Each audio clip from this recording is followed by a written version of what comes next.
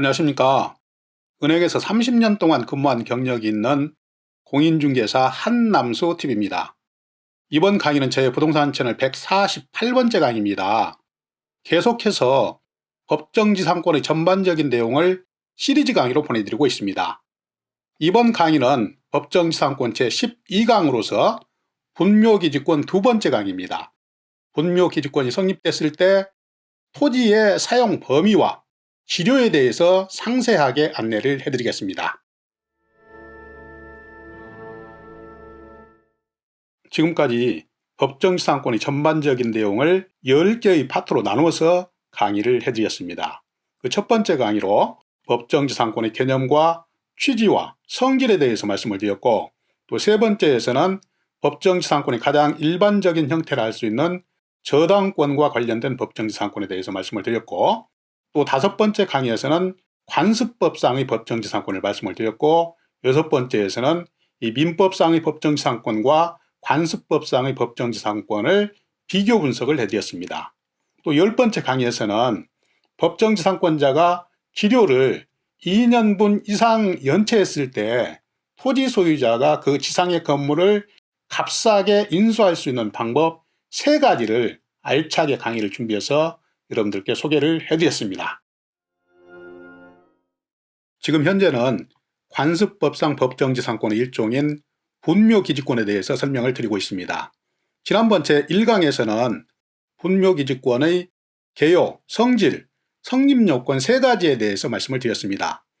이번 분묘기지권 두 번째 강의에서는 분묘기지권이 성립됐을 때 토지의 사용 범위 그리고 지료에 대해서 상세하게 안내를 해드리겠습니다.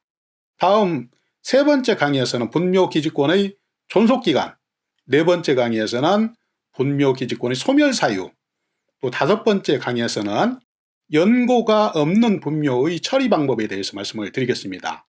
또 여섯 번째 강의에서는 분묘가 있는 토지를 경매 입찰하거나 또 매매계약 시 주의사항에 대해서 소개를 해드리겠습니다. 17번째 강의부터는 법정지상권에 대한 판례를 약 10개 정도 모아서 핵심적인 판례를 정리를 해드리겠습니다. 본 강의를 끝까지 시청하시면 법정지상권 그리고 분묘기지권에 대한 내용을 전반적으로 이해하는데 굉장히 큰 도움이 될 것으로 확신을 합니다. 저희 강의를 끝까지 들으시기 바랍니다. 본 강의를 끝까지 시청하시고 구독과 좋아요 버튼 그리고 광고가 나오면 광고도 좀 끝까지 봐주시기를 진심으로 부탁드립니다.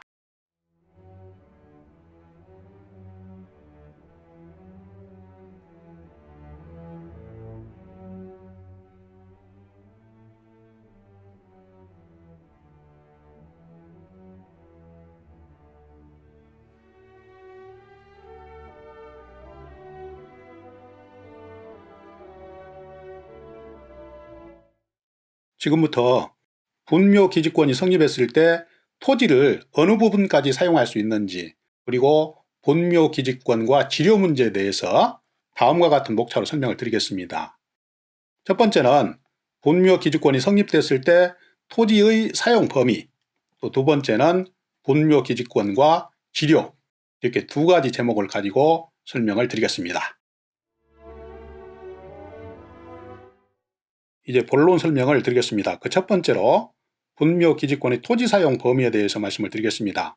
이 얘기는 분묘기지권이 성립이 되면 분묘 소유자가 공분 둘레의 어느 부분까지 토지를 사용할 수 있는지 거기에 대해서 말씀을 드린다는 얘기입니다. 그 내용을 보시면 분묘기지권이 성립되는 토지의 사용 범위는 공분의 기지만이 아니고 분묘의 수호 및 제사에 필요한 주의의 공지를 포함한 지역까지 해도 분묘기지권의 효력이 미친다. 대법원 판례의 내용입니다. 밑에 그림을 보시면 분묘 공분 자체뿐만 아니라 공분 주의의 공지에까지도 분묘기지권의 효력이 미친다. 이렇게 보시면 되겠습니다. 한 가지 참고적으로 말씀드리면 장사법 제18조에는 분묘 등의 점유 면적에 대해서 규정을 하고 있습니다. 거기에 보시면 제1항에 묘지 1기 및 거기에 포함된 비석과 상석 등의 점유 면적을 포함해서 그 묘지가 공설묘지, 가정묘지, 종중묘지, 문중묘지, 법인 묘지에 있을 경우에는 한 기의 묘지가 점유하는 면적이 10평방미터를 초과할 수 없다. 그리고 합장일 경우에는 15평방미터를 초과할 수 없다. 이렇게 규정이 되어 있고, 또 한 가지는 개인묘지, 그러니까 순수한 개인묘지일 경우에는 그 면적이 30평방미터를 초과할 수 없다. 이렇게 장사법 제18조에 규정을 하고 있습니다. 계속해서 분묘기지권의 토지사용 범위 두 번째입니다. 분묘기지권이 미치는 토지의 사용 범위는 구체적인 경우에 따라서 개별적으로 판단을 해야 됩니다. 사성이 있다고 해서 반드시 그 사성 부분까지 분묘기지권의 효력이 미치는 것은 아니다. 이것을 알아야 됩니다.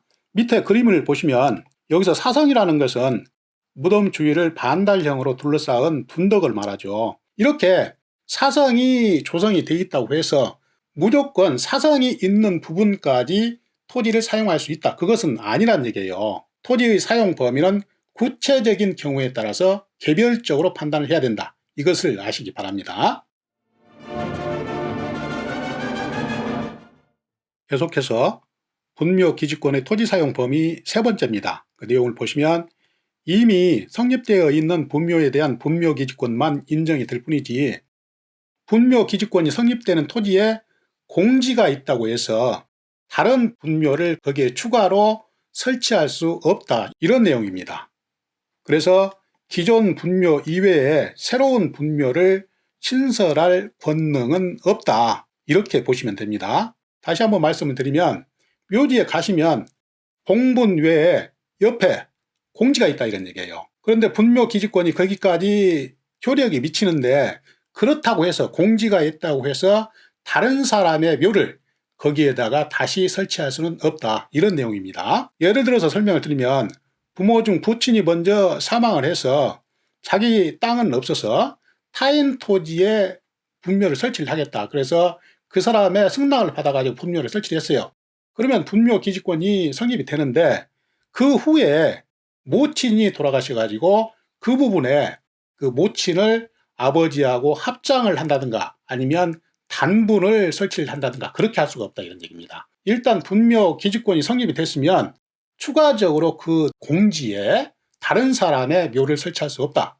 이 내용을 이 슬라이드에서 설명을 드린 것입니다. 다음 두 번째는 분묘기지권이 성립됐을 때 기료는 어떻게 되는지 여기에 대해서 말씀을 드리겠습니다. 첫 번째는 기료는 토지 소유자의 승낙을 얻어 분묘를 설치하거나 본인 소유 토지상에 분묘를 설치한 후에 분묘 이전 특약 없이 토지를 양도한 경우, 이 경우는 분묘기지권이 성립이 된다는 얘기죠. 이럴 때 기료에 대한 약정이 있으면 그에 따르고 약정이 없으면 무상입니다. 다음 두 번째는 분묘기지권을 시효로 취득한 경우에도 무상입니다. 대법원 판례의 내용입니다.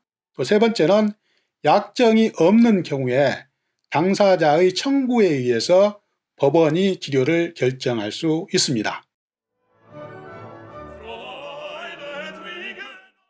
시청자 여러분, 지금까지 분묘기지권이 성립됐을 때 토지를 어느 부분까지 사용할 수 있는지, 그리고 또 분묘기지권이 성립됐을 때 지료 문제에 대해서 말씀을 드렸습니다.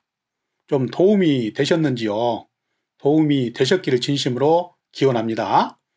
다음 법정지상권 제13강에서는 분묘기지권 세 번째 강의로 분묘기지권의 존속기간에 대해서 말씀을 드리겠습니다. 저는 앞으로도 계속해서 부동산 관련 강의, 그러니까 임대차 보호법, 권리분석, 배당 사례, 그리고 유치권, 법정지상권, 부동산 상식 및 시사, 부동산 금융 등의 주제로 알차게 강의를 준비해서 계속 여러분을 찾아뵙겠습니다. 항상 건강하시고 다음 강의에서 또 뵙겠습니다.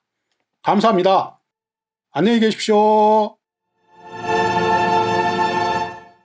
시청자 여러분 잠깐만요. 마지막으로 꼭 부탁드릴 말씀이 있습니다.